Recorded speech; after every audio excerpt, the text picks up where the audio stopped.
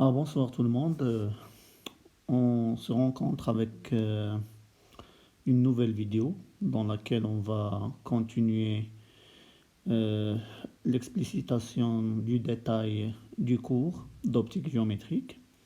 Alors, la dernière fois, on s'est arrêté au niveau disons, de l'introduction de plusieurs notions et de définitions nécessaires à la compréhension de l'approche utilisée en optique géométrique. Donc on a défini la notion d'image, d'objet, de système, espace-image, espace-objet, tout ça. Donc aujourd'hui, on va continuer l'introduction des notions nécessaires à la compréhension de l'optique géométrique. Alors, avant de se lancer dans, disons, la présentation de nouvelles notions, donc je vais d'abord revenir sur une notion fondamentale en optique géométrique, c'est ce qu'on appelle les systèmes optiques. Alors, qu'est-ce qu'on veut dire par un système optique? Alors, d'abord, commençons par tracer, disons, un axe. Voilà, je vais prendre un axe. Voilà, ça c'est mon axe. Alors je vais le noter en bleu. Ça c'est en noir, c'est bon. Alors autour de cet axe, je vais tracer deux entrées, ou deux interfaces. La première interface, je vais la noter E. Et la deuxième interface, je vais la noter S. Or, le système, ou le lieu de points de l'espace, délimité par l'interface E et l'interface S, définit ce qu'on appelle système optique, que je vais noter S.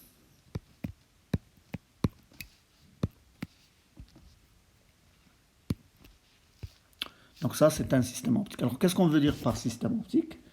Alors, un système optique, c'est un ensemble de milieux optiques de formes géométriques distinctes. Il se peut qu'ils soient formés par un seul milieu, comme il se peut qu'ils soient formés par plusieurs. Donc, d'une manière globale, on va le définir comme étant un ensemble de milieux optiques, l'un menant à l'autre. Donc, ces différents milieux optiques sont séparés par différentes interfaces de séparation. La forme de ces interfaces de séparation, disons qu'elle est diversifiée. On peut avoir des interfaces de séparation planaires, comme on peut avoir des interfaces de séparation cylindriques, sphériques, hyperboliques, paraboliques. Donc ça dépend. On aura plusieurs. Et elle est caractérisée principalement par deux choses, principales. Elle est caractérisée par l'interface d'entrée principale, que j'ai notée ici E, ça veut dire cette interface. Et elle est caractérisée aussi par l'interface de sortie, que j'ai notée S. Or, pour comprendre le fonctionnement de notre système optique, on a deux approches.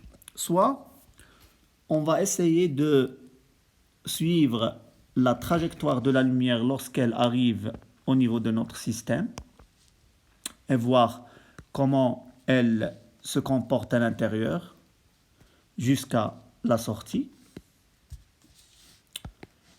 Et là, on doit connaître d'une manière, disons, précise le nombre de milieux optiques formant notre système ainsi que la forme géométrique des différentes interfaces séparant les différents milieux. Alors, je vais les noter ici comme ça. Voilà la première interface. Ça, c'est une deuxième. Ça, c'est une troisième. Ça, c'est une quatrième. Et ça, c'est une cinquième. Donc là, le nombre, il est purement, disons, arbitraire. Donc, j'ai fait un choix du nombre. Ainsi que la forme des différentes interfaces. Donc la forme géométrique, elle est aussi arbitraire. Donc là, c'est l'interface d'entrée que je vais noter sigma E. Ça, c'est l'interface de sortie sigma S. Et entre ces deux interfaces, on a sigma 1, sigma 2, sigma 3, sigma 4.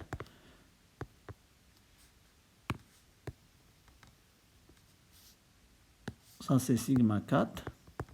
Et là, sigma 5. Et la forme géométrique de ces différentes interfaces, ainsi que l'indice optique régnant entre les différentes interfaces, va définir ce qu'on appelle le comportement de notre système. Okay? Donc, si on connaît toutes ces composantes élémentaires de notre système, on peut suivre la trajectoire de la lumière depuis le point d'entrée au niveau de l'interface d'entrée, que je vais noter I, jusqu'au point de sortie, que je vais noter I'.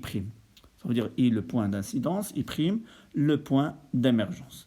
Donc, en connaissant là, en reliant le comportement de la lumière au niveau de chaque milieu, ainsi que lors du passage au niveau de chaque interface, va me permettre de connaître comment la lumière va sortir de mon système tout entier pour soit converger vers l'axe delta, soit diverger de l'axe delta. Ça dépend du comportement du système. Je peux avoir un comportement qui diverge, comme ça. Donc, le comportement convergent et divergent ici, c'est arbitraire. Donc ça, c'est une façon de voir le système. Une autre façon de faire, au lieu de chercher, disons, à connaître le comportement du système, les différentes composantes de notre système de l'intérieur, je vais m'intéresser principalement à trouver une relation entre les caractéristiques de mon rayon incident et de mon rayon émergent. Et en reliant ces deux caractéristiques, en reliant l'output, la sortie du système à son entrée, l'input, donc je peux connaître quelle sera l'action du système sur n'importe quel rayon incident sur mon système. Alors dans ce cas-là, dans ce contexte, le système va se comporter comme une boîte noire. Je ne connais pas ce qu'il y a à l'intérieur. Donc je n'ai aucune idée, je ne m'intéresse pas à ce qui se trouve à l'intérieur de mon système, mais je cherche à qualifier l'action du système d'une manière globale en reliant la sortie à l'entrée. Alors si j'arrive à créer cette relation, ça veut dire si j'arrive à écrire la sortie de mon système, l'output, comme étant une fonction de l'entrée, de l'input, en déterminant d'une manière précise l'expression de f, alors mon système il est complètement défini et je peux savoir comment il va se comporter vis-à-vis n'importe quel rayon incident sur son entrée. Donc ça c'est la deuxième approche. Première approche consiste à connaître les composantes élémentaires du système et à suivre la trajectoire de la lumière à travers ces différentes composantes, ainsi disons, au comportement de la lumière au niveau de chaque interface séparant les différentes composantes jusqu'à la sortie. Donc ça, c'est la première approche. La deuxième approche, c'est au lieu de chercher les détails de mon système, je vais m'intéresser principalement à son action globale qui relie la sortie à l'entrée. Or, nous, dans ce cours-là, on va essayer de suivre la deuxième méthode. Ça veut dire qu'on va considérer que notre système optique, c'est une boîte noire. On ne connaît pas ses composantes internes. On ne s'intéresse pas à connaître la constitution interne de notre système. Mais on s'intéresse principalement à déterminer la relation qui existe entre la sortie et l'entrée et essayer de trouver un lien entre les deux. Alors, si vous vous rappelez bien de la dernière séance, on a défini ce qu'on appelle une relation de conjugaison. J'ai un objet au niveau de l'entrée et une image au niveau de la sortie. Je vais noter ça A' et là c'est A. Et le système, qu'est-ce qu'il fait? Il conjugue l'image à l'objet. Et la relation de conjugaison, je peux la traduire sous forme de formules mathématiques qui vont me permettre de définir la position de A' par rapport à la sortie du système, connaissant l'entrée de A par rapport à l'entrée du système. En plus, je peux, s'il s'agit d'un objet étendu, ça veut dire au lieu d'avoir A, j'ai AB, alors je vais chercher A'B', et en plus de la position de l'image, je dois connaître où va se former l'image. Je vais chercher aussi, l'étendue verticale de mon image, connaissant l'étendue verticale de l'objet. Ça veut dire, si j'ai une idée sur la taille de l'objet, je dois connaître la taille de l'image. Alors, connaissant ces deux facteurs, là, ces deux paramètres, la position par rapport à l'entrée et la sortie du système, la taille de l'objet et la taille de l'image. Donc, j'ai une caractérisation complète du système optique. Et c'est ça ce qu'on va chercher de réaliser dans ce cours. Alors, la première chose à laquelle on va s'intéresser,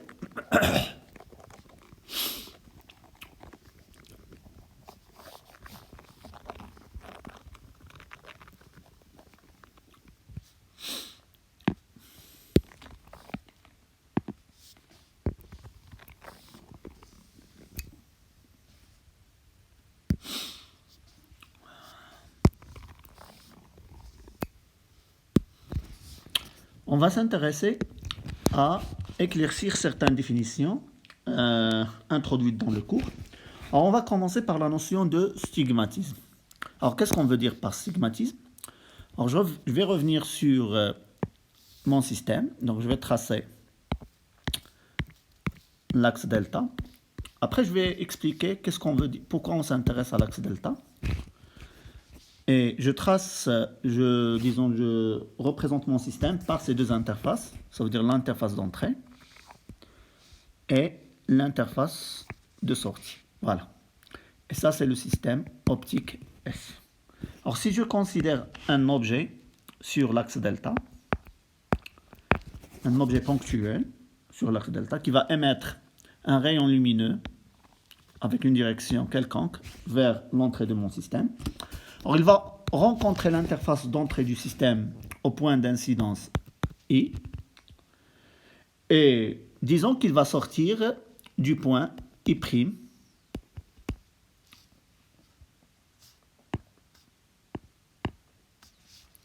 Le point I' pour se diriger vers l'axe optique. Alors, l'intersection avec l'axe optique va me donner A'. L'intersection avec l'axe delta va me donner A'. Alors, maintenant, revenons sur une caractéristique de notre système optique. Alors, dans le cadre de ce cours, les systèmes auxquels on va s'intéresser, ce sont des systèmes qui possèdent une symétrie de révolution. Qu'est-ce qu'on veut dire par symétrie de révolution? Ça veut dire qu'il y a un axe, spécifique, autour duquel, si on fait une révolution, alors le système va garder sa symétrie. OK?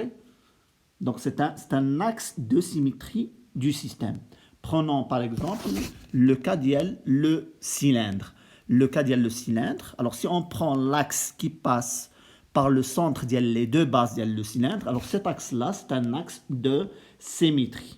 Okay? Et en même temps, c'est un axe de révolution. Le système peut tourner autour de cet axe sans que, tout en gardant l'invariance de ces points. Ces points possèdent une certaine symétrie par rapport à cet axe. Prenons par exemple la sphère. Alors, tout axe passant par le centre de la sphère, c'est un axe de symétrie de la sphère, et ainsi de suite. Donc, les systèmes qu'on va considérer dans le cadre de ce cours, ce sont des systèmes à symétrie de révolution. Et l'axe de révolution du système, on va l'appeler axe optique. Donc, le delta, c'est l'axe optique du système. Alors, sur le plan optique, quelle est la spécificité de l'axe optique? Alors, la spécificité de l'axe optique pour un système optique, c'est que lorsqu'on émet un rayon lumineux qui coïncide avec dont le support coïncide avec l'axe optique, alors il entre dans le système et sort sans aucune déviation. Donc si on veut caractériser d'une manière expérimentale l'axe optique d'un système optique, il suffit de chercher le rayon lumineux qui pénètre dans le système et sort de l'autre côté sans subir de déviation. Alors ce rayon-là, il coïncide parfaitement avec l'axe optique du système. Alors comme vous vous rappelez de ce qu'on a dit, si vous vous rappelez bien de ce qu'on a dit l'autre fois, la dernière séance, on a dit que l'objet lumineux, lorsqu'il émet des rayons lumineux vers le système optique, ces rayons lumineux sortent de l'autre côté, soit ils divergent, et dans ce cas-là, ils vont former des images virtuelles, soit ils convergent vers l'axe optique, et dans ce cas-là, ils forment des images réelles. Or, pour former l'image, on a toujours besoin de deux rayons lumineux. L'intersection de deux rayons lumineux, elle est entièrement suffisante pour localiser la position de l'image. Alors, dans notre cas, le premier rayon qu'on va utiliser toujours, c'est le rayon qui passe, qui coïncide avec l'axe optique du système. Alors, ce rayon-là, il n'est pas dévié, donc il passe sans aucune déviation. Le deuxième rayon, c'est ce rayon-là qu'on a pris ici. Donc, il va rencontrer l'entrée du système au point I, le point d'incidence, et va sortir du point d'émergence I' pour se diriger vers l'axe optique. L'intersection avec l'axe optique, dans notre cas ici, va former l'image qui est une image réelle puisque les rayons lumineux convergent se rencontrent après la sortie du système. Donc A' et A sont conjugués par le système S. Alors maintenant, considérons tous les rayons lumineux émis par A dans la direction de l'interface d'entrée. Ça veut dire, au lieu de considérer un seul rayon, je vais considérer plusieurs. Je prends celui-là, celui-là, celui-là, celui-là, et ainsi de suite. Alors, quand vous voyez bien qu'il y a une infinité de rayons lumineux qui vont pénétrer dans le système optique. Alors, ces rayons, lorsqu'ils vont sortir, alors nécessairement, ils vont sortir par plusieurs points d'émergence. Le premier va sortir d'ici, disons là, le deuxième par là, le troisième ici, le quatrième là, le cinquième ici. C'est bon? Or, si tous les rayons qui émergent de mon système rencontrent l'axe optique au même point,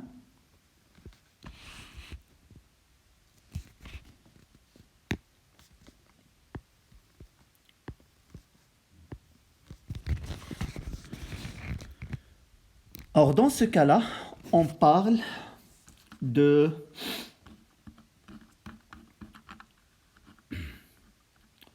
on dit que le système optique, le système optique S, il est rigoureusement stigmatique pour le couple de points A, A'.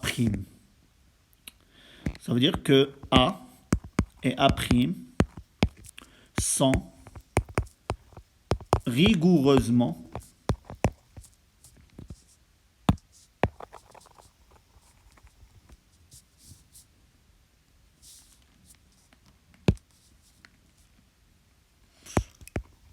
conjugués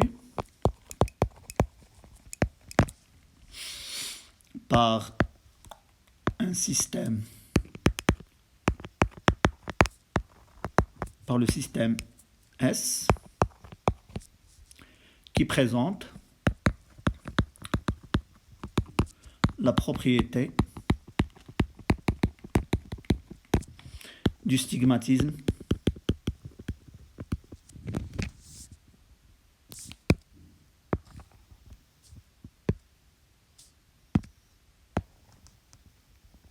rigoureux.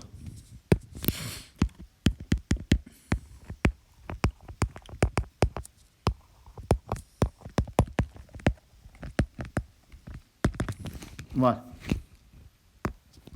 Alors, pour parler de stigmatisme rigoureux, tous les rayons lumineux émis par A, lorsqu'ils vont sortir de notre système optique S, ils doivent tous, sans aucune exception, se rejoindre au point A'. Alors, pour exprimer ça d'une manière mathématique, la seule façon pour respecter cette condition, c'est que le chemin optique reliant A à A' doit être constant. Ça veut dire qu'il ne doit pas dépendre de la position de I et I'.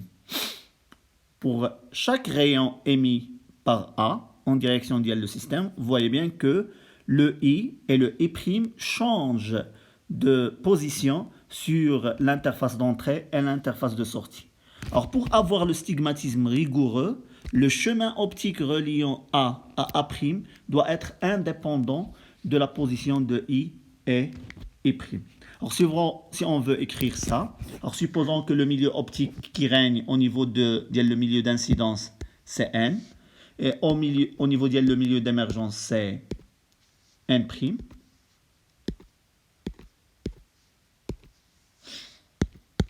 Alors cette condition s'écrit comme suit: N AI plus le chemin optique à l'intérieur, I prime, plus N prime A prime, ou la I prime A,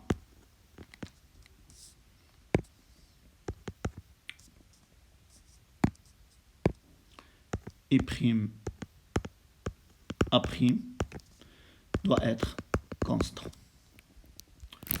Alors si on a cette condition, on va dire que le système optique présente il est rigoureusement stigmatique pour le couple de points A', pour le couple de points objet-image A'. Donc ça, c'est la définition du stigmatisme rigoureux.